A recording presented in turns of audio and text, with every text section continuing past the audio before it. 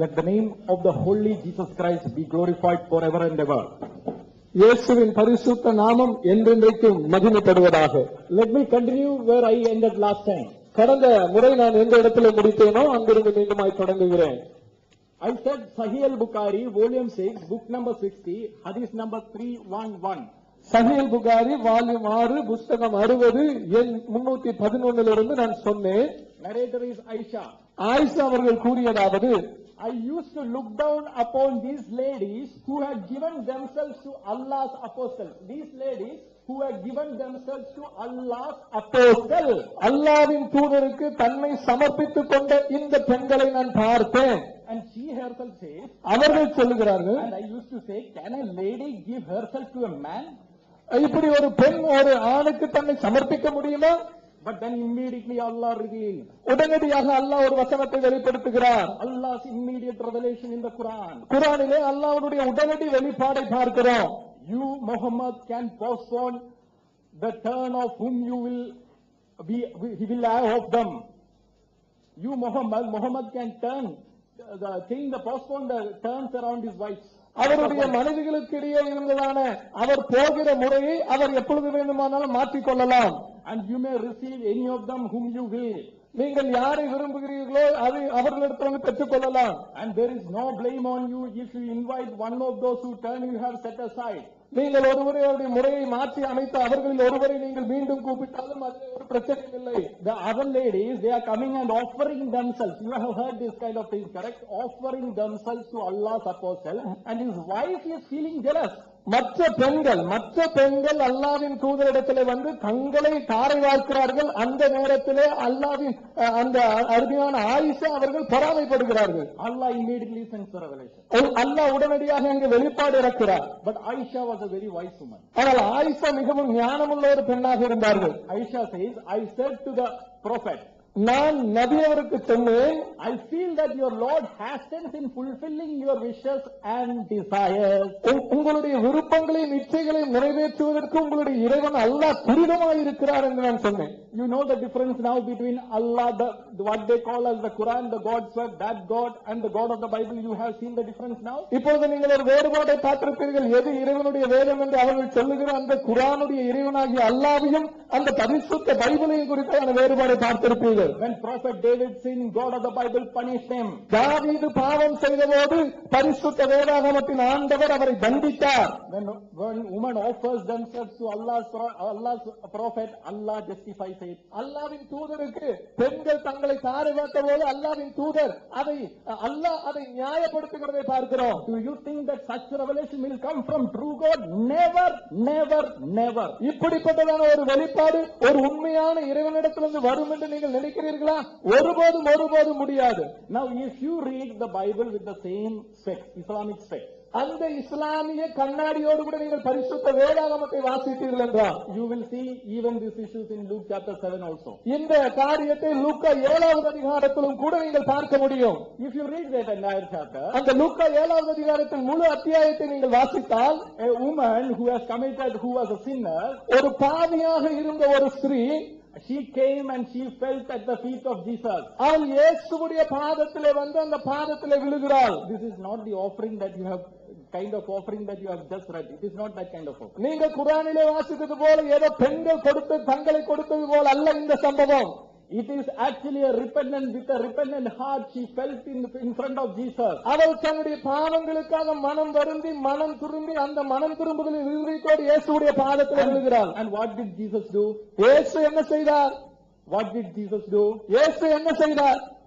Did Jesus behave like a Hazrat Muhammad? ஹஜரத் முகமது அவர்களை போல இயேசு அந்த இடத்துல நடந்து கொண்டாரா? Now, if you have to evaluate a human being, ஒரு மனிதனை நீங்கள் பரிசோதிக்க வேண்டும் என்று சொன்னால், suppose if a small child comes to the father, or suppose if a small child comes to another man and falls at his feet, you will not say anything, correct? ஒரு சின்ன குழந்தை வந்து ஒரு மனிதனுடைய காலில் விழுந்தால் நீங்கள் அதை ஒன்றும் சொல்ல மாட்டீர்கள். Suppose a little more elderly woman If she comes at and falls at the feet of a very respected elderly person, you will not say anything, correct? ஒரு நல்ல மதிப்புக்குரிய மூத்த ஒரு மனிதனுடைய காலிலே ஒரு மூத்த பெண் வந்து விழுந்தால் அதை பற்றி நாம் ஒன்றும் சொல்ல மாட்டோம். But suppose if any woman comes and falls at the feet of somebody who is having sex with every other woman, you will find some fault with that. ஒரு பெண்ணோடு எல்லா பெண்களோடு கூட செக்ஸ் வைத்துக் கொள்ளுகிற ஒருவரிடத்திலே ஒரு பெண் வந்து காலிலே விழுந்தால் அந்த இடத்துல ஒரு தவறை நாம் பார்ப்போம். Now what kind of person was Jesus Christ? ஆனால் இயேசு எப்படிப்பட்ட மனிதராக இருந்தார்? Before you evaluate it, there is nothing, no hint in the anywhere in the Bible something like that you have read in Bukhari. நீங்கள் புகாரிலே வாசித்ததுக்கு ஒப்பான ஒரு சம்பவத்தை அந்த இயேசு கிறிஸ்துவை பற்றி நீங்கள் வேதத்தில் வாசிக்க முடியாது. When a sinful woman comes to the feet of Jesus, she receives forgiveness. பாவியான ஒரு ஸ்திரீ இயேசுவுடைய பாதத்துக்கு வந்தபோது அவள் பாவம் மன்னிப்பு தேடினவளாய் வருகிறாள். And when a woman comes to Hazrat Muhammad, what does she receive? ஹஸரத் முகமது இடத்திலே ஒரு பெண் வந்தபோது ஹஸரத் முகமது என்ன செய்தார்? His wife will feel jealous. அவருடைய ஹஸரத் முகமது அவருடைய மனைவி பொறாமைப்படுவார்கள். That is the difference between Hazrat Muhammad and our holy Lord Jesus Christ. அதுதான் ஹஸரத் முகமது அவர்களுக்கும் எங்களுடைய பரிசுத்த ஆண்டவராகிய இயேசு கிறிஸ்துவுக்கும் உள்ள வித்தியாசம். You can take any number of verses and we are going to come back anything that you say on Jesus Christ. நீங்கள் எத்தனை வசனங்களை வேணுமானாலும் இயேசு கிறிஸ்துவை பற்றி எடுங்கள், அத்தனை வசனங்களுக்கும் நாங்கள் ஒப்பிட்டு உங்களுக்கு பதில் The சொல்லுவோம். topic of debate is not about the morality of Jesus and morality of the Muhammad. It is more about the Quran revelation. இன்றைக்கு நம்முடைய தலைப்பு ஆனது முகம்மது அவர்களுடைய முன்மாதிரியான வாழ்க்கையோ அல்லது இயேசு கிறிஸ்து அவர்களுடைய முன்மாதிரியான வாழ்க்கையை பற்றி அல்ல. இன்றைக்கு தலைப்பு குர்ஆன் வேதமா என்பது. But even then you will not live. If you say anything about Jesus Christ, you will get a fitting reply. அப்படி இருந்தும் நீங்கள் இயேசுவை குறித்து எதாகிலும் சொன்னால் அதற்கு ஏற்றதான பதிலை நாங்கள் கொடுக்க ஆயத்தமாக இருக்கிறோம். Now let us see how the Quran speaks about the woman and what kind of things that Hazrat Muhammad can do with the woman. குர்ஆன் பெண்களை பற்றி என்ன சொல்லுகிறது, அது ஹஸரத் முகமது அவர்கள் என்ன செய்தார் என்பதை குறித்து நாம் வாசிக்கலாம். In Surah chapter 4:3, Sura 4:3, in Surah chapter 4:23 to 24, another verse. சூரா 4வது அதிகாரத்தின் 23, 24 வசனங்களிலே, and in Surah chapter 33:50, Sura 33:50, these are all the verses which says what kind of woman you can have sex with and what kind of woman you cannot have sex with. நீங்கள் எந்த விதமான பெண்ணோடு கூட sex வைத்துக் கொள்ளலாம், எந்த விதமான பெண்களோடு செக்ஸ் வைத்துக் கொள்ள கூடாது என்கிறதை குறித்து சொல்லுகிறதான வசனங்கள் இவைகள். Now for the married woman, it says that you can marry such and such woman.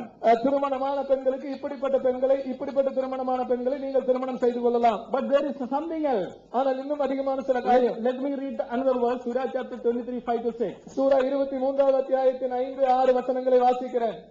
And those who guard their chastity, these are the private parts from illegal sexual acts, except from their wives or captive and slaves that their right hand possess, for then they are free from blame. தன்னுடைய மர்ம ஸ்தானங்களை உடலுறவுக்கு இல்லாதபடிக்கு தன்னுடைய மர்ம உறுப்புகளை பாதுகாத்துக் கொண்டவர்கள், அவருடைய மனைவிகள் தவிர அவர்களுடைய வழக்கரங்கள் சொந்தமாக்கி கொண்டவர்கள் மேலே எந்த விதமான குற்றம் சுமராது. What do you know what it means? அப்படி என்றால் என்ன அர்த்தம் என்று உங்களுக்கு புரிகிறதா? You can rape captive woman. அடிமையாக சிறை விடுக்கப்பட்ட கொண்டு வரப்பட்டவர்களோடு கூட நீங்கள் வந்து உடலுறவு கொள்ளலாம், அவர்களை கற்பழிக்கலாம். Do you think that this is from God? இது வந்து இறைவனிடத்திலிருந்து வந்தது என்று நினைக்கிறீர்களா? As we said, we don't think that it is from any human being. There is some other spirit behind there. நாங்கள் ஏற்கனவே சொன்னது போல இது ஒரு மனிதனிடத்திலிருந்து வந்ததல்ல, ஏதோ ஒரு அசாதாரணமான ஒரு ஆவி இடத்திலிருந்து வந்தது என்பதை நாங்கள் ஒத்துக்கொள்ளுகிறோம். And that spirit, as we see, do you think that the God spirit will speak like this? அந்த ஆவியை தான் பரிசோதித்துக் கொண்டிருக்கிறோம். இறைவனுடைய ஆவி இப்படி பேசும் என்று நீங்கள் நினைக்கிறீர்களா? Allowing rape, கற்பழிப்பை அனுமதித்துக் கொண்டு. Now I want to give further evidences from the hadith. இன்னும் ஹதீஸிலிருந்து அதற்கான ஆதாரங்களை நான் கொடுக்கிறேன். Sahih al-Bukhari volume 3, Sahih al-Bukhari volume 3, book number 34, book number 34, hadith number 432, hadith number 432. The companions of Hazrat Muhammad, ஹஸரத் முகமதுடைய தோழர்கள், they came and asked whether they can have sex with their captives. தங்களுடைய அடிமைகளாக பிடித்துக் கொண்டவர்களோடு கூட உடலுறவு வைத்துக் கொள்ளலாமா வேண்டாமா என்று கேட்டார்கள். And after that tell them off.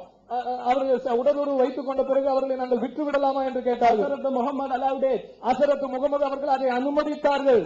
Now the same thing, the similar things are mentioned in Sahih al-Bukhari. சஹீஹ் புகாரில் அதே போல காரியங்கள் குறிப்பிடப்பட்டிருக்கிறது. Volume 5, வால்யூம் 5, book number 59, புத்தகம் 59, hadith number 4.9. ஹதீஸ் number 459. Sahih al-Bukhari, Sahih Bukhari volume 9, volume 9, book number 93, book number 93, hadith number 507. ஹதீஸ் number 507. Do you think that such words, such things will God allow ever? இப்படிப்பட்டதான காரியங்களை இறைவன் எப்போதாகிலும் அனுமதிப்பார் என்று நீங்கள் நினைக்கிறீர்களா? Now you think. இப்ப நீங்க சிந்தித்து பாருங்க. A woman comes to the feet of Jesus, she receives forgiveness. ஒரு பெண் இயேசுவுடைய பாதத்துக்கு வருகிறாள், மன்னிப்பை பெற்றுக் கொள்கிறாள். A woman falls into the hand of Hazrat Muhammad and companions. What does she receive? இந்த ஒரு பெண் ஹஸரத் முகமது அவருடைய கையிலும் அவருடைய நபித்தோழருடைய கையிலும் ஒரு பெண் அகப்படும் போது அந்த பெண்ணுடைய நிலைமை என்ன? And I am going to extend this thing and saying that a woman who is not even sinful, who is a very righteous woman, but she is fallen into the hand of the Hazrat Muhammad and companions as a captive, what shall we receive? She will receive forgiveness. ஒரு பாவம் செய்த ஒரு பெண் அல்லது பாவியாகி ஒரு பெண் அல்ல, ஒரு நல்ல பெண், ஒரு நியாயமான நல்ல பெண்ணா இருக்கிறவள் ஒரு அடிமை என்கிறதான முறையிலே ஹஸரத் முகமதுடைய கரத்திலோ அல்லது அவருடைய நபி தோழர்களுடைய கரத்திலோ அகப்பட்டால் அவளுடைய நிலைமை என்ன? Based on whatever we have read, we know that what will happen to that woman. Tragic end. இந்த நாம் படித்ததான இந்த காரியங்களை பற்றி பார்த்தோம். இந்த ஆதாரத்திலே அந்த பெண்ணுக்கு நடப்பது மிகப்பெரிய கொடுமையாக இருக்கும். So now we know which is the God's word, correct? இப்பொழுது உங்களுக்கு தெரியும் இறைவனுடைய வார்த்தை என்ன என்பது. You can beat your wife. There is no dispute about that. உங்களுடைய மனைவியை நீங்கள் அடிக்கலாம், அதில் உங்களுக்கு பிரச்சனை இல்லை. You can do whatever you want with your wife. உங்களுடைய மனைவிக்கு என்னென்னலாம் வேணுமோ அதெல்லாம் அவருடைய அனுமதி இருந்தாலும் இல்லை என்றாலும் செய்யலாம், அது உங்களுக்கு பிரச்சனை இல்லை. You can raise captives. நீங்கள் அடிமைகளை கற்பழிக்கலாம். Do you think that it is from God? நீங்க நினைக்கிறீங்களா இது இறைவனிடத்திலிருந்து வந்தது என்று? Never. ஒருபோதும் இல்லை. It was never and it will never be. இது ஒருபோதும் இறைவனிடத்தில் வந்ததும் இல்லை, இறைவனிடத்தில் வந்ததாகவும் இருக்க போவதும் இல்லை. நண்பர்களே, காலையில நீங்க பார்த்துட்டே இருக்கிறீங்க, கதை சொல்ல ஆரம்பிச்சிட்டாங்க. வர கதையெல்லாம் சொல்லி, ஏன்னா சரக்கு இல்லைன்னா என்ன பண்ண முடியும்? காலையிலேயே முடிஞ்சது, குரான்ல இருந்து காமிக்க முடியாதுன்னு ஆகி போச்சு. அப்ப கிளிக்கதை, இந்த கிளிக்கதை நம்ம கதை சொல்லணும்னு நினைச்ச டைம் இல்லை. நாளைக்கு கண்டிப்பா உங்களுக்கு கதை சொல்லுவோம். ஆனா அது இல்லாம அருமையான ஒரு விளக்கம் வேற பைபிள்ல இருந்து இருக்கு. எப்படித்தான் இவங்களுக்கு இந்த மாதிரி ஒரு விளக்கம் கிடைக்குதுன்னு தெரியுது. தொட சந்துனா தொட சந்துல என்ன இருக்குமோ அதை பிடிச்சாரு. சந்து தொட அப்படின்னால கை விட்டு பிடிச்சிருது. என்னங்க இது?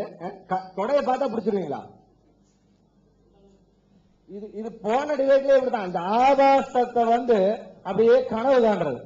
காலில் எண்ணெய் போட்டு முத்தம் செய்தாலும் காலில் மசாஜ் பண்ணார். என்ன ஒரு வெளிப்பாடு உங்களுக்கு எல்லாம்! அருமையான வெளிப்பாடுங்க. இது மாதிரி வெளிப்பாடு யாருக்குமே கிடைக்காது. அந்த மாதிரி வெளிப்பாடு உங்களுக்கு மட்டும்தான் கிடைக்குது. ஏன்னா உங்களை வழி நடத்துகிற அந்த புத்தகங்கள் தான் உங்களை அப்படி சிந்திக்க வைக்குது. சாதாரணமா இப்படி யாரும் சிந்திப்பாங்களா? சிந்திக்கக்கூடிய விஷயங்கள் ஒண்ணுமே இல்ல, சாதாரண மேட்டர். எல்லாரும் படித்துக் கொண்டிருக்கிற மேட்டர் தான் இது. இவங்க எடுத்து அழகா அப்படியே ஒரு பாட்டு வேற, நல்ல சினிமா பாட்டெல்லாம் பாடி, ஐயோ சூப்பர். இது மாதிரி நம்ம ஒண்ணுமே வேண்டாம், இருக்கிற ஹதீஸ குர்ஆன் வசனங்களை எடுத்து படிச்சு அதுல இருக்கிற மாதிரி சொன்னாலே அதை விட மோசமா இருக்கும். அவ்வளவு வேண்டாத காரியங்கள் அடிமை பண்ண. இப்ப கொஞ்ச நேரத்துல போன விவாதத்தை கேட்டுப்பீங்க, எங்களுடைய உபதேசம் ரொம்ப மேலோட்டமா இருக்கும், ஆண் பெண் விஷயம்னா அப்படியே ரொம்ப ஒண்ணுமில்லாம இருக்கும் அப்படின்னாங்க. இப்ப கொஞ்ச நேரத்துக்கு முன்னாடி ஒரு வார்த்தை அவங்களே சொல்லிட்டு போனாங்க. பின்னாடி இருந்து முன்னாடி எங்க இருக்கு? ஹதீஸ்ல இருக்குது. பின்னாடி இருந்து முன்னாடி இந்த விஷயத்தை எழுதி வச்சிருக்காங்க, உட்காந்து படிக்கணும். என்ன வார்த்தை? அல்லாஹ்வின் தூதர் எக்ஸ்பிளைன் பண்ணி கொடுத்துருக்காங்க. எப்படி பின்னாடி இருந்தா முன்னாடி செய்யணுங்கிறது, செஞ்சா தப்பு இல்லைன்னு எக்ஸ்பிளைன் பண்ணிருக்காங்க ஹதீஸ்கள்ல. இது ரொம்ப மேலோட்டமா சொல்றது. எப்படி இது போன இதுல சொன்னாங்க, ரொம்ப மேலோட்டமா சொல்லியிருக்கேன். இதுல எல்லாம் உங்களுக்கு தான் ரொம்ப ஆபாசம். நான் சொன்ன இதெல்லாம் ஒரு விஷயத்த ஆபாசம்னு சொன்னீங்களே, இந்த மாதிரி ஆபாசங்களை செய்ய சொல்லி இருக்கிற வசனங்களை காரியங்களை நீங்க வச்சிருக்கீங்க. ஆனா எங்க கிட்ட இந்த மாதிரி எழுதி இருக்குது, செய்தி எழுதுகிறீர்கள் அப்படின்னு. இப்ப இல்லாத மேட்டர்லாம் அந்த மேட்டர் ஜாயின் பண்ண ஆரம்பிச்சிட்டாங்க. இது வரைக்கும் இருக்கிற மாதிரி காமிச்சு அந்த செய்திகள் எல்லாம் எடுத்து காமிச்சாங்க. இப்ப ஜீசஸ் கிரைஸ்ட பார்த்தீர்களா? எனக்கு வேற பதிலே கிடையாது. பதில் இல்ல. என்ன பண்ண முடியும்? டைம் பாஸ் பண்ணும். இன்னும் ரெண்டு அமர்வு இருக்குது. வேற எப்படியா டைம் போகணுமே. இவங்க வேற எடுத்து போட்டுட்டு இருக்காங்க காலையில இருந்து. ஏன்னா குர்ஆனுக்கு பதில் சொல்றதுக்கு, குர்ஆன்ல இருந்து பதில் சொல்ல முடியாதுன்னு ஆகி போச்சு. குர்ஆன் இறைவேதன்ற ஒரு எக்ரிமெண்ட் போட்டு அதை மீறி தாங்கின வழி இல்ல. அப்புறம் ஹதீஸ்கள் இருக்கு, அப்புறம் அல்லாஹ்வோட கணக்க பார்த்தோன்னு அப்செட். உடனே நம்ம பழைய அந்த இடத்துக்கு ஏறினா தான் வேலை நடக்கும்டா, மக்கள் எல்லாம் கொஞ்சம் என்ஜாய் பண்ணுவாங்க, அப்பதான் மக்கள் எல்லாம் கொஞ்சம் சிரிப்பாங்க அப்படின்னு உடனே கணக்கு பார்த்தோம். அல்லாஹ்வோட கணக்கு கொடுத்துருக்காரு. 1.5 லட்சம் ரூபாய் கொடுத்துட்டு அல்லாஹ்வோட கணக்கு படி செஞ்சா டெபிசிட் 37,500 ரூபாய்.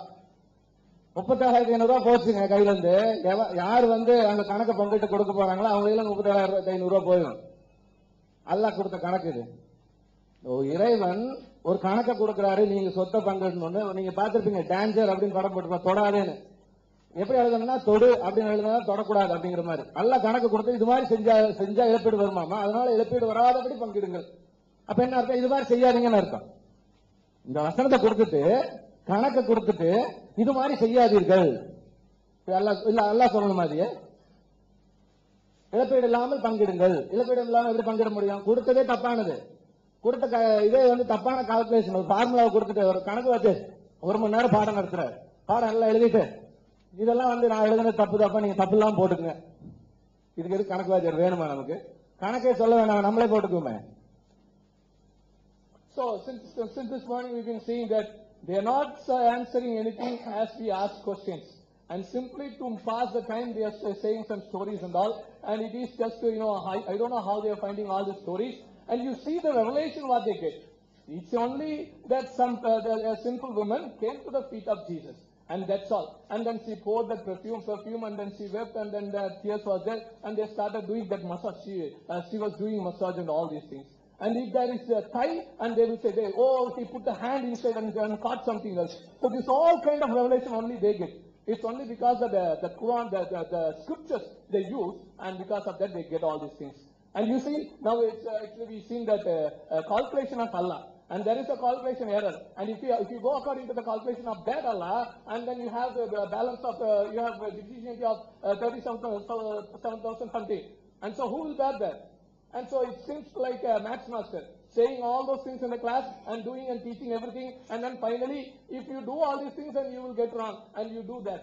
And that's how the story goes on. அப்புறம் குர்ஆனோட 17:72ங்க.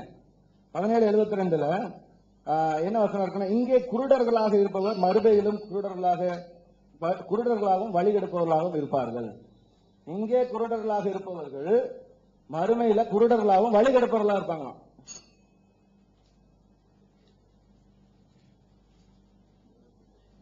அன்புள்ள சகோதரர்களே, அதாவது நபிகள் நாயகம் குறித்து ஒரு பெண்ணு தன்னையே அன்பளிக்க வந்தாள் என்கிற ஒரு செய்தி, மருமகள் மேல ஆசைப்பட்டாருங்கிற செய்தி, அடிமை பெண்களை அனுபவிக்கலாம் என்கிற இந்த 3 செய்திகளை சொல்லி அவங்க கேள்வி கேட்டிருக்கிறாங்க. இதை அவங்க சொல்ல வேண்டும் என்றும் இதற்கு நாங்கள் பதில் சொல்ல வேண்டும் என்றும் நாங்களே எதிர்பார்த்ததுதான்.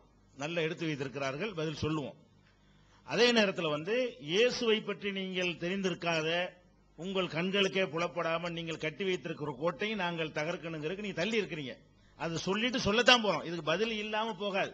நீங்க இதுதான் பைபிள்ங்கிற பைபிள் இறைவேதமா தலைப்புல கேட்கும் பொழுது ஒவ்வொரு ஆபாசத்தை அசிங்கத்தை போடும்போது தலைப்புக்கு அப்பாற்பட்டதுன்னு போனீங்களே, போக மாட்டோம். அனைத்திற்கும் பதில் சொல்லுவோம். தலைப்பிற்கு அப்பாற்பட்டதுங்கிற கோணத்தில் எங்களுடைய பதில் இருக்காது. அடுத்து இந்த கணக்கு தப்பா போச்சுங்கிற ஒரு விஷயத்தை எடுத்து வைத்தார்கள். இதுக்கெல்லாம் பதில் சொல்ற 1-2 நாள் இருக்குது, இன்னைக்கே சொல்லுவேன். ஆனா இந்த மேற்று முக்கியம். எங்கள் நபிகள் நாயகத்தை நீங்க எடுத்ததுனால அதுக்கு நாங்கள் எப்பவும் முன்னுரிமை கொடுப்போம். அதை முடிச்சிட்டு இந்த கணக்கு விஷயத்தை சொல்லும் பொழுது இது இறை வேதம் என்பதற்கு ஆதாரமாக இந்த வசனம் அமையும். நீங்க குறை சொல்றதுக்கு வச்சிருக்கிறீங்க, இது இறைவனுடைய வேதம், எவ்வளவு அற்புதமா அந்த வசனம் அமைந்திருக்கிறது என்று இறை வேதம் என்பதற்கு ஆதாரமாக அந்த வசனத்தை வைத்து நாங்கள் நிறுவி காட்டுவோம். Dear brothers, they have put a lot of allegations on Prophet Muhammad sallallahu alaihi wasallam, and we felt that it is our duty to prioritize. We have been answering their allegations in order, but at the same time we felt that it is our duty to basically, answer their question. But before answering that, we also wanted to prove, we also wanted to showcase the way how you have portrayed the biblical Jesus. That is the first part of it. You will definitely see the second part of it, wherein we will be answering about Prophet Muhammad sallallahu alaihi wasallam. Also, they have raised a question on the calculation while dividing the wealth, right? There's a calculation mistake is what they are quoting, and indeed, we are definitely going to answer that. That verse will be turning against them as if it is the evidence to prove that it is a divine revelation. We also have that in the list. Definitely, we'll answer them. Now, before that, you also should understand. even the people who is unbiased should also understand the way how you are portraying the biblical Jesus in your Bible. அன்பு சகோதரர்களே, இறை தூதர்கள் எல்லாம் முஸ்லிம்கள் எல்லாம் நம்புகிறோம். இறைவனிடம் அனுப்பப்பட்ட இறை தூதர்கள் எல்லாம் பரிசுத்தமானவர்கள். கேடுகட்ட ஒழுக்கங்கெட்ட செய்திகளை அவர்கள் செய்ய மாட்டார்கள். அவ்வாறுதான் இறை தூதர் முகமது ஸல்லல்லாஹு அலைஹி வஸல்லம் அவர்களும் ஒழுக்கக்கேடான செயல்களை செய்ய மாட்டார்கள். நாங்கள் அவ்வாறே நம்புகிறோம். ஈசா அலைஹிஸ்ஸலாத்து வஸலாம், நாங்கள் யாரை நபி என்று நம்புகிறோமோ, இறைவனின் தூதர் என்று நம்புகிறோமோ, அந்த இறை தூதர், அந்த மனித புனிதர் ஈசா அலைஹிஸ்ஸலாத்து வஸலாம் அவர்களும் ஒழுக்க சீலராக இருந்தார்கள். அவர்கள் அப்பழுக்கற்றவர்களாக இருந்தார்கள். அவர்கள் ஒழுக்கக்கேடான எந்த செயலையும் அவர்கள் செய்யவில்லை, செய்யவும் மாட்டார்கள். அது ஒரு இறை தூதருக்கு தகுதியற்ற செயல் என்று நாங்கள் முழுமையாக நம்புகிறோம். எங்களுடைய இறை வேதமும் எங்களுடைய இறை தூதரும் எங்களுக்கு அவ்வாறு தான் கற்றுத் தந்துள்ளார்கள். இறை தூதர்கள் யாரும் ஒழுக்கக்கேடான செயல்களை செய்ய மாட்டார்கள் என்று கற்றுத் தந்திருக்கிறார்கள். அதிலும் குறிப்பாக ஈசா அலைஹிஸ்ஸலாத்து வஸலாம் என்று நாங்கள் நம்பக்கூடிய அந்த புனிதமிக்க இறை தூதரும் ஒழுக்க சீலர் என்று நாங்கள் எங்களுடைய இறை தூதர்களுக்கு கற்றுத் தந்திருக்கிறார்கள். ஆனால் நீங்கள் நம்புகின்ற அந்த இயேசுக்கும் ஈசாவுக்கும் சம்பந்தமே கிடையாது. ஈசா அலைஹிஸ்ஸலாத்து வஸலாம் அவர்கள் இறைவன் புனிதமான தூதர். இவர்கள் பைபிளிலே எழுதி வைத்திருக்கிறார்களே இயேசு இயேசு என்று. இயேசு ஒழுக்கம் கெட்டவர். ஒழுக்கத்துக்கும் அவருக்கும் சம்பந்தமே இல்லை. இன்னும் சொல்ல போனால் அவர் கூட இருந்தவங்க அத்தனை பேருமே ஒழுக்கம் கெட்டவங்க. ஒத்த ஒழுக்கமானவங்க இல்ல, அத்தனை பேரும் அயோக்கியனுங்க. அந்த அயோக்கியன்களும் அந்த ஹோமோசெக்ஸ் சீடர்களும் சேர்ந்துகிட்டு இவரை பெருசா எழுதி வச்சிருக்காங்க. அந்த எழுதி வச்சதுல தான் நம்ம படிச்சுக்கிட்டு இருக்கிறோம். எழுதி இருக்கிறது யாருன்னு சொன்னா இந்த யோவான், மார்க்கு, லூக்கான்லாம் இருக்கிறாங்களே, இவங்க எல்லாம் அவருடைய சீடர்கள்ன்றாங்களே, அந்த சீடர்களும் அவங்களுக்கு இதுதான் ஹோமோக்குள்ள ஒன்னா ஈடுபட்டவங்க. நாங்க நிரூபிக்கிறோம் அதையெல்லாம். அப்படிப்பட்டவர்கள் அவர்களுக்குள்ளே செய்து கொண்டதை எல்லாம் மறைத்து விட்டு நல்ல புல மாதிரி இயேசுவை காட்டியிருக்கிறாங்க. அப்படி இருந்த போதிலும் அவர்களையும் அறியாமல் ஆங்காங்கே சில உண்மைகளை கக்கி விட்டார்கள். அந்த உண்மையை தான் நம்ம சொல்லிக்கிட்டு இருக்கிறோம். அவங்க ஈசா ரசூலுல்லாஹ் பத்தி சொன்னாங்க, முகமது நபி ஸல்லல்லாஹு அலைஹி வஸல்லம் அவர்களை பத்தி சொன்னாங்க. சொல்லும் போது ஆபாசமா சித்தரிச்சாங்க. ஆனால் அந்த மாதிரி எந்த நிகழ்ச்சியும் நடக்கவில்லை. கடைசியில் அந்த லாஜிக்கல் எண்டிங் எங்க போய் முடியும்? லாஜிக்கல் கன்க்ளூஷன் இவ்வாறு போனால் எங்கே போய் முடியும்? அவர்கள் எல்லா பெண்களும் அனுபவித்து இருப்பார்கள் தானே அப்படின்னு கேட்டாங்களே தவிர அனுபவித்தார்கள் ஆதாரத்தை காட்ட முடியாது. எல்லா பெண்களையும் அவர்கள் யாரை இன்பம் அனுபவித்தார்களோ அவர்கள் எல்லாம் தன்னுடைய மனைவியாக தான் ஏற்றுக்கொண்டிருந்தார்கள். எத்தனை மனைவிகள் என்பதெல்லாம் வரலாற்றிலே பதிவு செய்யப்பட்டிருக்கிறது. இவங்க சொல்ற மாதிரி கணக்கு இல்லாம வர்ற போறவங்க எல்லாம் வச்சுக்கிட்டு இருக்கல. ஆனா இயேசு அப்படி செஞ்சார். வர்ற போற பொம்பளைட்டு எல்லாம் செஞ்சார். அவர் ஒரு பேட் ப்ராஸ்டிடியூட், விபச்சார ஆண்மகன், காசு வாங்கிட்டு விபச்சாரம் செய்தவர். பல பெண்களிடம் காசு வாங்கிட்டு அவர் விபச்சாரம் செய்தார். உங்களுடைய பைபிளில் இருக்கிறது. என்னமோ சொன்னாங்க, நாங்க அடுக்கடுக்கா நாங்க போட தயார். நாங்க போடுங்க, நாங்க அதை விட அதிகமா அள்ளிக்கு போட தயாராக இருக்கிறோம். இயேசுவை பற்றி மட்டுமல்ல, உங்களுடைய பவுலை பற்றியும் போடுவோம். உங்களுடைய திருச்சபையை சார்ந்த ஒவ்வொரு ஆளை பத்தி நாங்க போடுவோம். உங்க பைபிள்களில் இருந்தும் உங்களுடைய எழுத்துக்களில் இருந்தும். சார், இப்ப முதல் ஆதாரமா, dear brothers, so whenever we were talking about Prophet Muhammad sallallahu alaihi wasallam, we respect him. We respect him so much because he is one of the prophet of God. Similarly, on the similar lines, just like how we are respecting Prophet Muhammad sallallahu alaihi wasallam, in the same line we are respecting Prophet Isa alayhi salam, and not the biblical Jesus, not the imaginary character whom we have portrayed. And we are here to prove, we are here to showcase from the Bible that the biblical Jesus and his companions, the biblical Jesus, his companions, or disciples, or whosoever it is, they are all in the same. They are all, they are no one is, no one is better than the other person. Everybody is equal. Everybody is on par. On lines they are par. So we are here to prove that there are a lot of, homosexual orientation in them and all that. They are all human beings, right? So whenever they are writing something, all these came just like the slip of their tongue. So whatever evidence we are putting is not our own imagination. We are going to quote from the Bible. We are going to quote from the esteemed priest of your churches. We are going to quote all that what the Christian community is considering about the Bible. All that is what we are going to portray now. So you can take whatever thing you want. You can talk about Prophet Muhammad sallallahu alaihi wasallam, but all those are baseless. We'll prove all them. We are here to prove everything. Whatever thing you want, you can post. You don't have to post a challenge. Just put whatever you have. Don't feel that you didn't have time to put everything. Put whatever you want. We are here to answer everything in that. அதே மாதிரி கடைசியாக அவர் பேசும்போது சில விஷயங்களை சொன்னார். அதை நான் சொல்லிட்டு போயிடறேன் நல்லது. ஒரு அவதூறை, பொய்யை சொல்லுகிறார். இறைத்தூதர் முகமது ஸல்லல்லாஹு அலைஹி வஸல்லம் அவர்களை பற்றி ஒரு அவதூறான செய்தியை, பொய்யான செய்தியை சொன்னார். அவர் உண்மையாளராக இருந்தால் அந்த ஆதாரத்தை சமர்ப்பிக்க வேண்டும். அவர் என்ன சொன்னார்டா, இறைத்தூதர் முகமது ஸல்லல்லாஹு அலைஹி வஸல்லம் அவர்கள் சொன்னார்களாம், ஆபாசமாக சொல்லிக் கொடுத்தார்கள். என்ன, பின்னால இருந்து முன்னால விடுறதுக்கு சொல்லிக் கொடுத்தாங்க அப்படின்றார். அப்படி முகமது நபி சொல்லிக் கொடுத்தார்கள் என்பதை அவர் நேரடியாக தர வேண்டும். நாங்க அவரே படித்தவர், அவர் படிச்சாரு. என்ன படிச்சாரு? யூதர்கள் வந்து இப்படி பேசிக்கிட்டாங்க. யூதர்கள் யாரு? உங்க முன்னோர்கள்.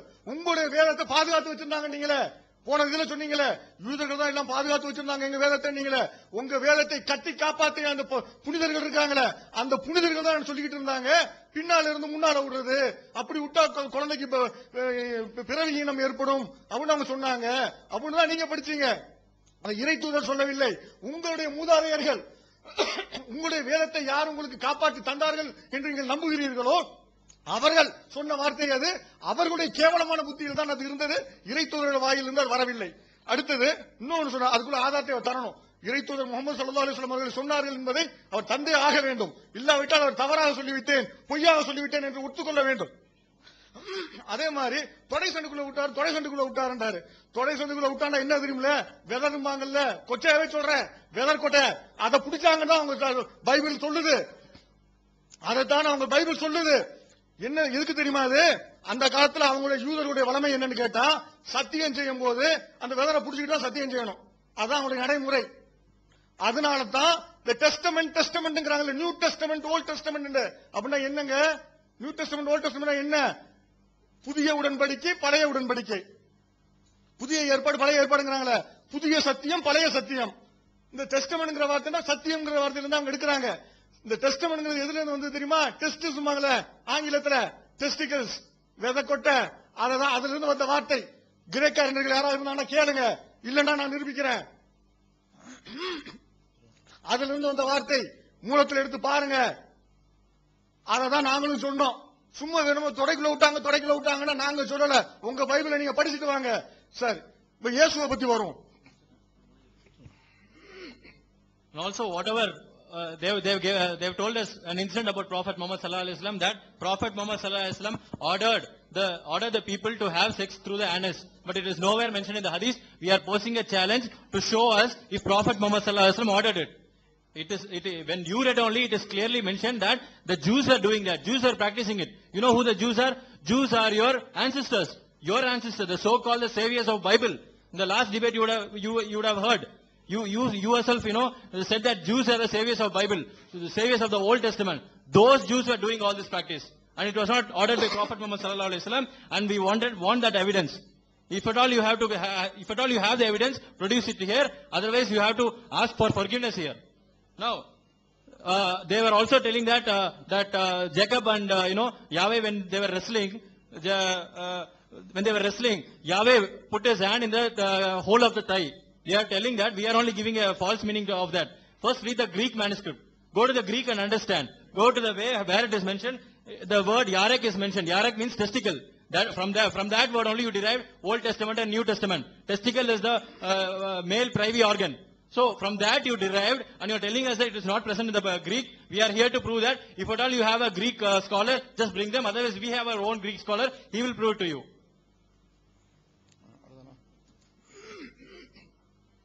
அப்புறம் இந்த பைபிள்ல ஒரு கதை வந்திருந்தது. என்ன கதை? தைலம் பூசின கதை. மசாஜ் பார்லர் நீங்க நடக்குதுல்ல, நீங்க மசாஜ் பார்லர்னு சொல்லி நடக்கிறாங்கல்ல, அங்க என்ன நடக்குது? அதுதான் இங்க நடந்தது. அவங்க என்ன சொன்னாங்க? சும்மா தைலம் தேய்ச்சாங்க. என்ன தைலம் தேய்ச்சாங்க? எதுக்கு தைலம் தேய்க்கிறார் அந்த பொண்ணு போய்? இது யூத கலாச்சாரமே கிடையாது. இந்த மாதிரி பப்ளிக் டிஸ்பிளே, பொதுமக்களுக்கு மத்தியில இந்த மாதிரிலாம் செய்ய மாட்டாங்க. யூதர்கள் அதெல்லாம் ரொம்ப கடுமையா இருந்தாங்க. விபச்சாரம் செய்தான், எல்லாம் செஞ்சான், அடுத்தவன் முன்னாடி கூட்டிட்டு போனான். அவன் எவனை கருத்தை நினைச்சுக்கிட்டு அந்த கருத்தை வந்து அடுத்தவன் முன்னாடி நீ கூட்டிட்டு போ, ஓன் முன்னாடி அடுத்தவன் கூட்டிட்டு போட்டோம். எல்லாத்துக்கும் முன்னால பட்டப்பகல மேடை கட்டி அங்க ஷோ போட்டு காட்டி எக்ஸிபிஷன் காட்டுலாம் சொன்னாரு. அப்படி இருந்தாலும் அவங்க வந்து ரொம்ப பேருந்தலா தான் இருந்தாங்க. பொதுமக்களுக்கு மத்தியில இந்த மாதிரி ஆபாசமாக நடக்க மாட்டார்கள். உங்க பழைய ஏற்பாட்டுல இருந்து காட்டுங்களை பார்க்கலாம். பொதுமக்களுக்கு மத்தியில ஏதாவது ஒரு அந்நிய ஆண் ஒரு அந்நிய பெண்ணை முத்தம் கொடுத்தான்னு காட்டுங்க பார்க்கலாம். ஒரு சம்பவத்தை காட்ட முடியாது. நீங்க 2 இடத்துல தான் வரும். முத்தம் கொடுத்ததா வரும், தந்தை மகனுக்கு கொடுத்ததா வரும். தாய் தந்தையருக்கு கொடுத்ததாக வரும். அது தவிர 2 இடத்துல வரும். உன்னுடைய உதடுகளில் முத்தம் கொடுத்தால் அது சாராயத்தை விட வைனை விட ரொம்ப தித்திப்பாக இருக்குன்னு வரும். அதான் அந்த மன்மத பாட்டு. அதே மன்மத பாட்டுல இன்னொரு இடத்துலயும் வரும். நான் ஒரு அண்ணன் தங்கச்சியா தான் நான் நடு ரோட்ல முத்தம் கொடுத்துருப்பேனே, அதுவும் அங்க வரும். இந்த பொது இடத்துல முத்தம் கொடுக்க இந்த மன்மத பாட்டுல மட்டும்தான் இருக்குது. இந்த மன்மத வேலை மட்டும்தான் செய்வாங்க, வேற எவனும் செய்ய மாட்டான். பொது இடத்தில் முத்தம் கொடுத்தால் அது மன்மத வேலைதான். பழைய அவங்களுடைய யூதருடைய கலாச்சாரமே அதுதான். இங்கே பகிரங்கமாக ஒரு அந்நிய பெண் ஒரு அந்நிய ஆணுடைய காலில் முத்தம் கொடுக்கிறாள். அவருக்கு மசாஜ் பண்ணி விடுறா. தைலம் போட்டு இல்ல, வாசனை திரவியம். சில மல்லிகை பூ போட்டா நல்ல கிக்கு ஏறும்பாங்க. அந்த மாதிரி வாசனை தூண்டி விடுறதுக்கு, செக்ஸ் உணர்ச்சிகளை தூண்டி விடுவதற்கு தைலம் தேய்க்கிறா. தேய்ச்ச நல்லா அப்படி வலுவலு சுரண்டி விடுறா. ஒரு அந்நிய பெண் காலை குடிச்சு விட்டா சந்தோஷமா இருக்குமா இல்லையா உங்களுக்கு? இயேசுக்கு அப்படிதான் இருந்துச்சு. இயேசு அப்படிப்பட்டவர் தான் பவுலும் சொல்றார். தேவைப்பட்டாதையும் காட்டுவோம். இயேசுவே பவுலே சொல்றாரு, இயேசு பலகீனர் தான் அப்படிங்கறத சொல்றாரு அவரு. அப்ப அந்த பொம்பளை தைலம் தேய்ச்சதுக்கு சொல்றாங்க, ஒரு பெரியவங்களா இருந்தா அப்படி செய்யத்தானே செய்வாங்க. அப்ப அதே மாதிரிதான் ரசூலுல்லாஹ் ஒரு பெரிய இறை தூதர், அவர்கிட்ட ஒரு பெண் தன்னை முடிச்சுக்கொள்ளு ஆசைப்பட மாட்டாங்களா? இறை தூதர் மனைவியா இருக்குன்னு ஆசைப்பட மாட்டாங்களா?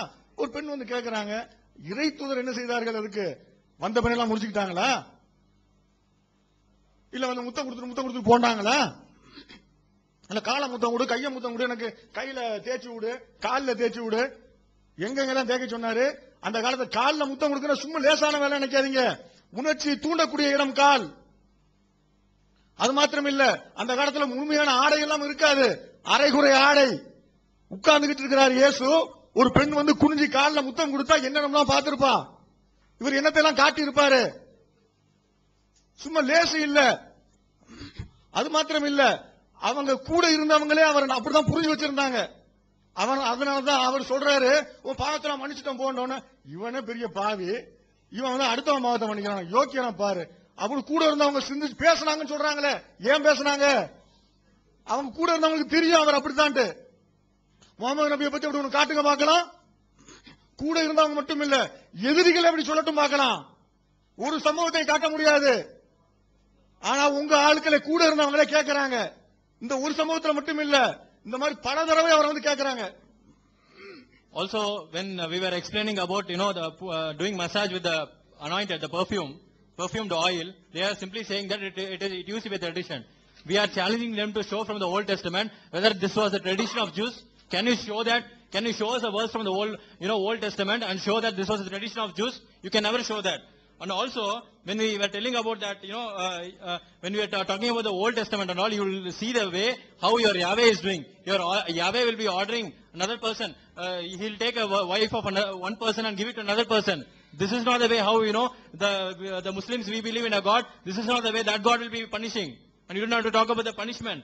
Now also, we are, as far as we have analyzed, in the Old Testament, there are only 2 places which talks about kissing. One kiss is based on, all that Song of Solomon, it is all based on that one. It's all like adult story, I don't want to get into that. Another way is a father kissing a son. You can never show a person for repenting the sin, going forward to another person and getting this forgiveness. You can also not show that.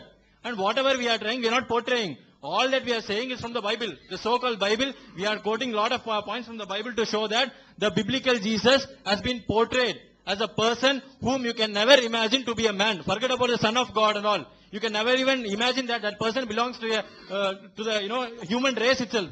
How are you trying to map that one with the Prophet Muhammad sallallahu alaihi wasallam? Where whatever incident you are showing from the hadith, the Prophet Muhammad sallallahu alaihi wasallam did not go forward and marry. People, they wanted to come and marry, but you should show that what was their what did the Prophet Muhammad sallallahu alaihi wasallam told them in return. It was what was the reaction? That is what you have to show us. You need not show all that. What people will come and ask Prophet Muhammad sallallahu alaihi wasallam, but what was the decision? That is more important. Not like kissing the stranger in front of the public. Can you tolerate it? First think about that one.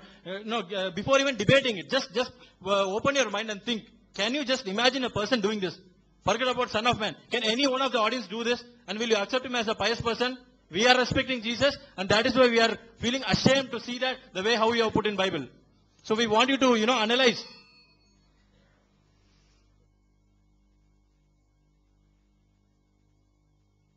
Let the name of the Holy Jesus Christ be praised forever and ever. பரிசுத்த இயேசு கிறிஸ்துவின் நாமம் என்றென்றைக்கு மகிமைப்படுவதாக. I have a request to Maulavi. நான் மௌலவி அவர்களிடத்துல request பண்ணியிருக்கிறேன். If you raise your voice and speak, probably your speech looks impressive. ஒருவேளை நீங்கள் உங்களுடைய சத்தத்தை உயர்த்தி பேசினால் உங்களுடைய வார்த்தை ஒருவேளை கேட்கிறது போல இருக்கலாம். But you haven't given any evidence. ஆனால் எந்த ஒரு ஆதாரத்தையும் நீங்கள் கொடுக்கவில்லை. All that you are reading is from Luke chapter 7, and I urge every Christian and everybody to go and read it. What is there in the text? லூக்கா 7வது அதிகாரத்தில் வாசித்து விட்டு நீங்கள் போய் அதை வாசிங்கள் என்று சொல்லி கிறிஸ்தவர்களை சொல்கிறீர்கள். அதுல என்ன இருக்கிறது? You must read the text and allow the people to interpret it for themselves. அவர்கள் அந்த வசனத்தை வாசித்து விட்டு அதற்கு அவர்கள் என்ன விளக்கம் கொடுக்கிறார்கள் என்பதை நீங்கள் பார்க்க வேண்டும். If you have verses like that, then it will become a clear evidence. அப்படிப்பட்டதான வசனங்கள் இருக்கும் என்றால் அது தெளிவான ஆதாரங்களாக இருக்கும். You take a text and impose your meaning upon it, it does not become any evidence. ஒரு வேத வசனத்தை எடுத்துக்கொண்டு அதற்கு உங்களுடைய அர்த்தத்தை கற்பித்து நீங்கள் கொடுத்தால் அதில் எந்த ஒரு அர்த்தம் இல்லை. So rather than speaking in a very high volume, I would rather urge them to give some evidences. அதிகமாக உங்களுடைய சத்தத்தை உயர்த்தி நீங்கள் பேசுவதை காட்டிலும் அதுக்கு ஆதாரமான சில ஆதாரங்களை கொடுத்தால் நலமாக இருக்கும். Let me give evidences. Let me prove how you have to give evidences. Yes. Sahih al-Bukhari, volume 3. I am going to read the reference that I have given later, and you decide what is said there. Sahih al-Bukhari, volume 3. Sahih al-Bukhari, volume 3, book number 34, hadith number 432. புத்தக number 34, ஹதீஸ் number 342. That while he was sitting with Allah's apostle, he said, "Oh Allah's apostle, we get female captives as our share of booty, and we are interested in their price. What is your opinion about coitus interruptus?" நாங்கள் அவர்களிடத்துல எங்களுக்கு பெண் அடிமைகளை நாங்கள் சிறைகளாக வைத்திருக்கிறோம். அவருடைய விலையில நாங்கள் விருப்பமுள்ளவர்களாக இருக்கிறோம். அவர்களோடு கூட செக்ஸ் வைத்துக் கொள்வதில் உங்களுடைய நிலைப்பாடு என்ன? If you do not understand the word coitus interruptus, you please go and refer that in the dictionary, because I don't want to spell it. கோயிட்டஸ் இன்டர்பிரட்டஸ் என்கிறதான அந்த இடத்துல வார்த்தை வந்திருக்குது. அதுக்கான விளக்கத்தை நீங்கள் பார்க்க விரும்பினால் அதை நீங்கள் டிக்ஷனரியில பார்த்துக் கொள்ளுங்கள். அதை நான் சொல்ல விரும்பவில்லை. Then the prophet said, அதற்கு தூதர் சொன்னார், "Do you really do that?" நீங்கள் நிச்சயமாகவே அதை செய்கிறீர்களா என்று கேட்டார். It is better for you not to do that. அதை நீங்கள் செய்யாமல் இருப்பது நல்லது. No soul that which Allah has destined to exist, but surely will come to existence. அல்லாஹ்வால் நியமிக்கப்பட்டதான எந்த ஒரு ஆத்மாவும் நிச்சயமாக உயிர் வாழ்கிறதாக வரும் என்று சொன்னார். You understood the context? நீங்கள் அந்த கான்டெக்ஸ்டை புரிந்து கொண்டீர்களா? Without any interpretation, எந்த ஒரு விளக்கமும் இல்லாமல் அந்த வார்த்தை புரிந்து கொண்டீர்களா? Hazrat Muhammad's companion came and asked, "Can we have this kind of sex?" ஹசரத் முகமது அவர்கள் வந்து அந்த இடத்துல சொன்ன காரியம், எங்கள் வெந்தை நாங்கள் வெளியே சிந்தி விடலாமா என்கிறதான காரியத்தை அந்த இடத்துல கேட்கிறார்கள். That before the injection they take the private parts back. அந்த விந்து வெளியேறுவதற்கு முன்பதாகவே தங்களுடைய மர்ம உறுப்பை வெளியே எடுத்துக் கொள்ளுகிறதை குறித்து அவர்கள் கேட்கிறார்கள். Hazrat Muhammad said, "Don't do like that. It is not necessary. You go ahead and do that." That is what Hazrat Muhammad says. No soul that Allah which has destined to exist, but surely will come to exist. If Allah has destined to that child, Allah that will come to existence. விந்து வெளியேறுவதற்கு முன்பதாக நீங்கள் எடுத்துக்கொள்ள வேண்டிய அவசியம் அல்ல, இல்லை, நீங்கள் அதை தாராளமாக செய்யுங்கள். ஏனென்றால் அல்லாஹ்வால் நியமிக்கப்படாத எந்த ஒரு ஆத்மாவும் பூமியிலே உயிர் வாழ்வதாக வராது என்று தூதர் அவர்கள் சொல்லுகிறார். I can go on reading the other hadith if they want me to read that.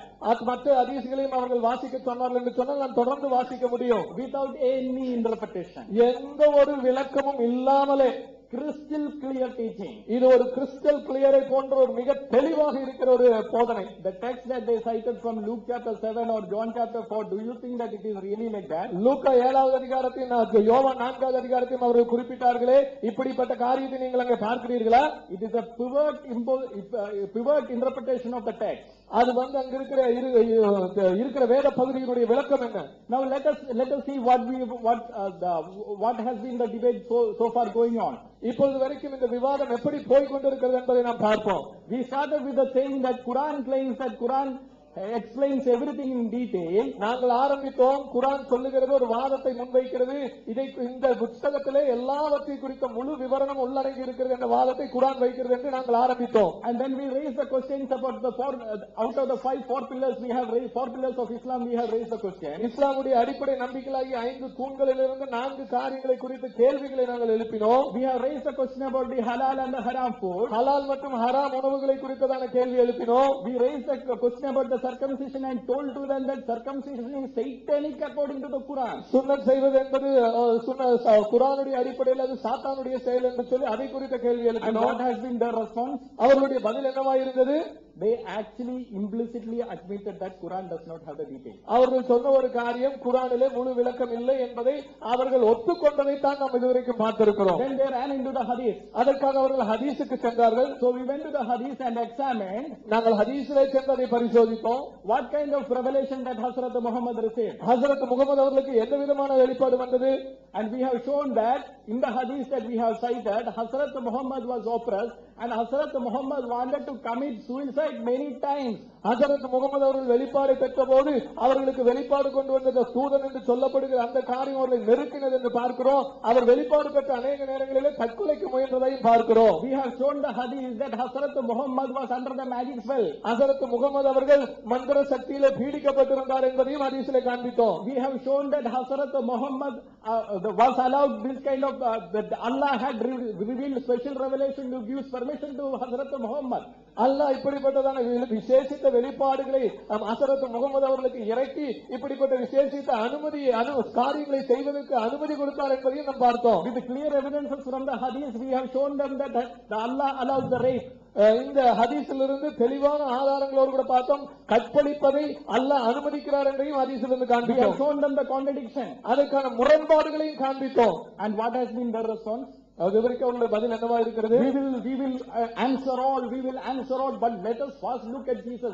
Why are you going to first look at Jesus? You first answer the questions regarding your Hazrat Muhammad, because the Quran, the debate today is about, is Quran the God's word? நாங்கள் நிச்சயமாக பதில் சொல்லுவோம், பதில் சொல்லாமல் போக மாட்டோம். ஆனால் அதற்கு முன்பதாக இயேசு கிறிஸ்துவை பற்றி நாங்கள் சொல்லுவோம், காட்டுவோம் என்று சொல்லுகிறீர்கள். நீங்கள் ஏன் அதற்கு அவ்வளவுதான் போக வேண்டும்? இன்றைய தலைப்பு குர்ஆன் இறைவனுடைய வார்த்தை என்பது. அதற்கு நாங்கள் எழுப்பின கேள்விகளுக்கு இன்னும் பதில் சொல்லவில்லை. In the last debate also, they said we will answer it later, and they never answered. கடந்த விவாதத்திலும் இதைத்தான் சொன்னார்கள், நாங்கள் கடைசியாக பதில் சொல்லுவோம், கடைசி வரை சொல்லவே இல்லை. So this debate also, they want to divert the topic, and they say that we will answer the questions related to the topic later, but let us first raise some issues which are not related to the topic. இப்பொழுதும் அதைத்தான் சொல்லிக் கொண்டிருக்கிறாங்க. தலைப்புகளோடு சம்பந்தப்பட்டதான இந்த கேள்விகளுக்கு நாங்கள் பின்னாடி பதில் சொல்லுவோம். இப்ப தலைப்புக்கு சம்பந்தம் இல்லாத கேள்விகளுக்கு, காரியங்களுக்கு தான் நாங்கள் பதில் சொல்லுவோம் என்று. So please answer our questions regarding the Quran, and we are saying that this wahi can never ever be from God. இந்த குர்ஆனை குறித்து நாங்கள் எழுப்பின கேள்வி என்ன என்பதை சிந்தித்து பாருங்கள். இந்த வெளிப்பாடு, இந்த வகி இறைவனிடத்திலிருந்து ஒருபோதும் வந்திருக்க முடியாது. நண்பர்களே, வாய் தண்ணி குடிக்காம கலீல் பாய் ரொம்ப கஷ்டப்பட்டு பேசினாங்க. ஏன் அவ்வளவு சத்தமா அவ்வளவு ஆக்ரோஷமா பேசினாங்க எனக்கு தெரியல. ஆனா ஹதீஸ்ல நான் என்ன சொன்னேன், இந்த ஹதீஸின் படி ஹஜ்ரத் முகமது அவர்கள் முன்பிலிருந்து பின்பாகமாக உடலுறவு கொள்வதை அனுமதித்தார்கள் தான் சொன்னேன். ஹதீஸ்ல காட்ட முடியுமா, சொல்லாத காட்ட முடியுமா அப்படின்னாங்க. அதுக்கு ஆதாரம் தரணும். இப்போ தொட சந்து வழியா சாமானத்தை பிடிச்சாங்கன்றதுக்கு ஆதாரம் தரணும். போன விவாதத்திலேயே நீங்க சொன்னீங்க, நாங்க கேட்கல. இப்ப நாங்க கேட்கிறோம். அந்த ஆதாரத்தை முதல்ல எடுத்து வைங்க. பைபிள்ல யாக்கோபுடைய இதை எங்களுடைய தேவனுடைய தூதனானவர் போராடின பொழுது அவருடைய பைபிள்ல தொடை சந்தில அவருடைய சாமானத்தை பிடிச்சாருன்னு சொல்லி எடுத்து வைங்க. அதுக்கான ஆதாரத்தை முதல்ல இப்ப வச்சிருங்க. ஏன்னா அப்படியே டைவர்ட் பண்றது இது என்ன ஆர்குமெண்ட்? குர்ஆன் காலையில இருந்து வச்சுட்டு வரோம், வந்துட்டு சொன்னீங்களா என்ன முகமது தப்பா என்ன தப்பா சொன்னாங்க? நீங்க சொன்ன மாதிரியா? மன்மத பாட்டா, அந்த பாட்டா, இந்த பாட்டா? உங்களை மாதிரி ஏதாவது ஒண்ணு நாங்க பேசினோமா இது வரைக்கும்? எங்களோட நிலையை நாங்க தவறவே கிடையாது. நீங்க தான் உங்க நிலையில தவறி உங்க புத்தகத்தை எழுதும் போதும் சரி, எல்லாத்துலயுமே சரி, ஒரு மார்க்கத்துடைய புத்தகம்ன்றது கூட கொஞ்சம் கூட நினைக்காம பட்டு கேவலமான வார்த்தைகளை உபயோகப்படுத்துறீங்க. நாங்க எடுத்து உபயோகப்படுத்தோம்னா உங்களை மாதிரி 2 மடங்கு உபயோகப்படுத்திக்கணும். ஒரு வார்த்தை கூட நான் உபயோகப்படுத்தல. என்ன பண்ணோம்? ப்ராஃபட் முகமது பின்பாகத்திலிருந்து முன்பாகம் உடலுறவு கொள்ற அனுமதித்தாருங்க. உண்மையா இல்லையா? ஹதீஸ் முஸ்லீம் ஹதீஸ்ல 2827 அந்த ஹதீஸ் என்ன சொல்லுதுன்னு பாருங்க. பின்புறத்திலிருந்து பிறவி உறுப்பில் புணரப்பட்ட பெண் கருவுற்றால் அவள் பெற்றெடுக்கும் குழந்தை மாறுதம் கொண்டதாக இருக்கும் என்று யூதர்கள் சொல்லி வந்தாங்க. யூதர்கள் சொல்லிட்டு இருந்தாங்க. சரி, இங்க என்ன பிரச்சனை? அங்க இருக்கிற விசுவாசிகள் என்ன பண்றாங்க? அந்த பிரச்சனை கேட்கும் பொழுது அல்லாஹ் ஒரு வசனத்தை இருக்கிறாரு. என்ன வசனத்தை இருக்கிறாரு? உங்கள் மனைவியர் உங்கள் விளைநிலங்கள் போன்றவர்கள். அப்ப என்ன அர்த்தம்? மனைவிகள் விளைநிலங்கள் போன்றவர்கள் என்ன அர்த்தம்? பின்னாடி முன்னாடி செய்யாதீங்கன்னு அர்த்தமா? செய்யுங்க அர்த்தம். அதை தானே சொல்றாரு. சரி, இது நான் தான் சொல்றேன்னா பின்னாடி அதே ஹதீஸ்ல சொன்னவர் அடுத்த ஹதீஸ் என்ன சொல்றாரு? 2828 என்ன சொல்றாரு? மேற்கொண்ட ஹதீஸ் ஜபீர் அலி அவர்களிடமிருந்து மேலும் 8 அறிவிப்பாளர் தொடர் வழியாக வந்துள்ளது. அவற்றில் இப்னு ஹிசாம் அஸ்ஹரி அவர்களிடமிருந்து நுக அமான் பின் ரஷீத் அவர்கள் அறிவிக்கும் அறிவிப்பில் விரும்பினால் அவர்கள் கவிழ்ந்து படுத்திருக்கும் நிலையில், விரும்பினால் மல்லாந்து படுத்திருக்கும் நிலையில் ஆயினும் பெண்ணுறுப்பில் என்று அதிகப்படியாக இடம்பெற்றுள்ளது. என்ன அர்த்தம்? யார் சொன்னது? நான் சொன்னா? அப்பா முகமது சொன்னார் எழுதி வச்சிருக்கு, அதை தான் உங்களோட சொல்றோம். எங்க சொன்னார்? ஆதாரம் கொடுங்க. போன டைம் இதே மாதிரி ஆதாரம் கொடுங்க ஆதாரம் கொடுங்க. ஆதாரம் கொடுத்ததுக்கு அப்புறம் பல விஷயங்களை கொண்டு வந்தீங்க. அடுத்த டைம்ல அவங்க புக்ல எழுந்தீங்க, டைம்ல அடுத்த விதத்துல பார்ப்போம், அடுத்த விதத்துல புக்கெல்லாம் கொண்டு அடுக்கி வச்சிருக்கோம். கேட்டீங்கன்னா எடுத்து கொடுப்போம். இன்னும் கேட்கல நீங்க. அப்ப ஒரு விஷயத்த சொன்னா நாங்க சும்மா உங்ககிட்ட பேசும்போது நாங்க உங்களோட ஆதாரம் இல்லாம பேசலாம். நீங்கள் எல்லாமே ஆதாரம் இல்லாம சொல்லிட்டு இருக்கீங்க. யாக்கோபு கிட்ட தொடை சந்து நரம்பை தொட்டார்னு பைபிள் இருக்கு. தொடை சந்து சாமானத்தை தொட்டார்னு எடுத்து நீங்க காமிக்கணும். இருந்ததுன்னா காமிங்க, நாங்க ஏத்துக்கிறோம். எடுத்து நீங்க எவிடன்ஸ் வைங்க. சொல்ற எதுக்கும் எவிடன்ஸ் கொடுக்கறது கிடையாது. அவங்களா அடிச்சு விடுறது எல்லா வார்த்தைகளும் பேசுற காலையில இருந்து இவங்க இப்ப பைபிளுக்கு இது போன வார்த்தைகள் பூராமே இவங்களா ஒண்ணு அப்படியே கற்பனை பண்ணி அப்படியே அடிச்சு விடுறது. எதுக்கு? So we've been seeing that our brother Galil Rasul was without drinking even water, he was raising his voice and just making all these sounds. So what we are asking, we are just asking to produce that evidence. And then we saw that actually they were asking that God wrestled with Jacob and in Thai he just caught hold of the testicles and all. You prove that exact word in the Bible, that as you said, where God caught hold of the testicles of that, and then you prove. Then you are asking for the evidence of Prophet Muhammad, whether Prophet Muhammad has said it or not, with that doing sex from the back. You just show the evidence. Without showing evidence, you should not speak all these things. He was raising voice. So again, we will read that the same hadith. In that hadith, what it says? They were saying, the Jews were saying that if you have sex with a woman from the backside, and from the backside means the backside to her vagina. And from the backside, if you go in that way, and the child will be born as twins. Then what happens? Then Hazrat Muhammad reveals this word. Allah is revealing a word that your wives are like a field. You can do whatever you want. What does it mean? Does it mean you don't do that or what? And does it mean that it is also agreeable? What does it mean? அடுத்தபடியாக நான் கடைசியா வைக்கும் பொழுது சொன்னேன், அல்லாஹ் சொல்கிறார் குர்ஆன் 17:22 இங்கே குருடராக இருப்பவர் மறுமையிலும் குருடராகவும் வழிகேடராகவும் இருப்பார்கள். இங்க குருடனா இருக்கிறவன் மறுமையில குருடாவும் இருப்பானா வழிகாட்டினாவும் இருப்பானா? என்னங்க இது அநியாயம்? போன வாட்டி இது ஆசிரியப்பு கூடத்துல அவங்க இப்படி வரணும் அந்த மாதிரி வரணுமா அப்படிலாம் கேட்டாங்க. நல்லா சொல்றாரு, இங்க குருடனா இருந்தானா அங்க சொர்க்கத்துல மறுமையில குருடனாவும் வழிகாடனாவும் இருப்பானா? இது எப்படி இது வந்து நியாயமான இதுன்னு தெரியல. இறைவன் எப்படி இப்படி சொல்லுவாருன்னு எனக்கு தெரியல. பாத்தீங்கன்னா அடுத்தது குர்ஆனுடைய 4:23 அல்லாஹ் சொல்லுகிறார், அந்த வசனம் வருது கடைசியா வரும்போது, நீங்கள் உங்கள் மனைவியுடன் உடல் உறவு கொள்ளாத நிலையில், இதெல்லாம் பிராக்கெட்ல இருக்கு, விவாகரத்து செய்து விட்டால் அவர்களின் புதல்விகளை மணப்பது உங்களுக்கு குற்றமில்லை. அதாவது ஒரு பெண், அவளுக்கு ஏற்கனவே பெண் பிள்ளைகள்லாம் இருக்காங்க, அவ கணவன் இறந்துட்டானா இல்ல விவாகரத்து செய்துட்டா ஏதோ ஒண்ணு நடந்திருக்கு. இப்ப வந்து இன்னொரு ஆண் வந்து அந்த பெண்ணை கல்யாணம் பண்றாரு, கல்யாணம் பண்ணி வர்றாரு, உடல் உறவு செக்சுவல் இன்டர்கோர்ஸ் மட்டும் நடக்கல, மத்தெல்லாம் நடக்குதுங்க, அதெல்லாம் வந்து நல்லா சொல்லல. உடல் உறவு நடக்கலன்னா மட்டும் திடீர்னு வீட்டுக்கு வராரு, பொண்ணுக்குன்னு பாக்குறாரா, இந்த அம்மாவுக்கு இன்னொரு ஹஸ்பண்ட் மூலமா பொண்ணு பிறந்திருக்குல்ல, மக சொல்ல போனா இவருக்கு மக பிறந்திருக்குல்ல, அந்த பொண்ணு அப்படி போகும்போது ஏதாவது பாக்குறாரு, இவருக்கு கொஞ்சம் அந்த பொண்ணு மேல ஆசை வந்துச்சுன்னா இந்த அம்மாவை அது விவாகரத்து பண்ணணுமா என்னன்றதெல்லாம் இன்னும் அறிஞர்கள் யாரும் விளக்கணும். ஆனா என்னன்னா அந்த பெண்ணை பார்த்தா அவங்க இவங்களோட உடலுறவு கொள்ளாம இருந்தா அந்த பெண்ணை கல்யாணம் பண்ணிக்கலாம், மகளை கல்யாணம் பண்ணிக்கலாம். யார் சொல்றது? அல்லாஹ்வுடைய வார்த்தை, அல்லாஹ் நேரடியாக கொடுத்த வார்த்தை. ஒரு பெண்ணை திருமணம் பண்ணி அந்த பெண்ணுக்கு முந்தைய கணவனுடைய இருக்கிற மகளை ஒருவேளை இவ கூட இந்த பெண்ணோட உடலுறவு மட்டும் கொள்ளாம இருந்தா அந்த மகளை கல்யாணம் பண்ணிக்கலாம். இது அல்லாஹ்வுடைய அப்ரூவல். இதுதான் வந்து ரொம்ப பர்ஃபெக்டான ஒழுக்க நெறியை கற்றுக் கொடுக்கிற ஒரு இறைவனை நீங்க பாக்குறீங்களா? சொல்லுங்க பார்க்கலாம்.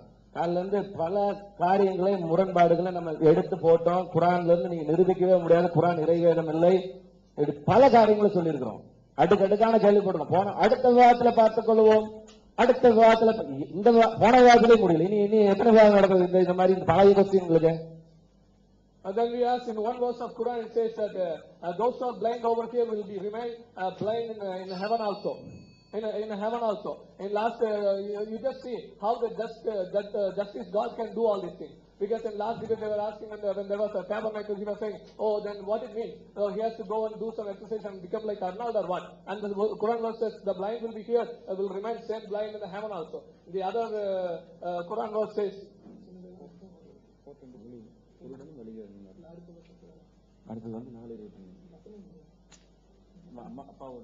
right, and there was a thing that if you don't have intercourse with a wife, and if the wife already has some girl daughter, and if you don't have intercourse, that means what?